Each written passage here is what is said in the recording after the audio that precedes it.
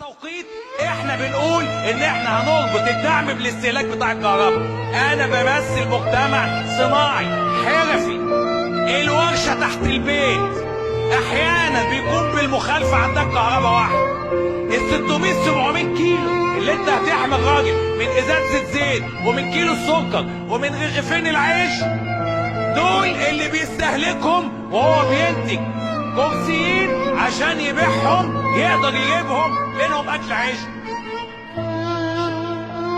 مجتمع حرفي وصناعي كان ده بيباهي بيه ان دمياط قلعت الصناعه ولا زالت ومصرين ان تعود.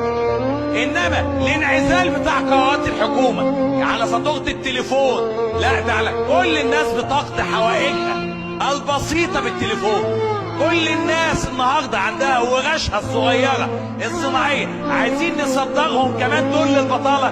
ده احنا طالبنا من اكتر من سنه ان يتم استثناء منح بعض الدعم لهذه الوحدات الانتاجيه الصغيره بكروت مميكنه تكون شايفه هذه القطاعات الانتاجيه، والحكومه تكون مدركه باهميه ان هي تمنحها هذا الدعم. لما نكون احنا منعزلين لهذه الدرجه وتمشي في الشارع، اللي ما بيمشيش في الشارع ذنبه. احنا مشكلتنا ان احنا لسه بنمشي في الشارع. شكرا.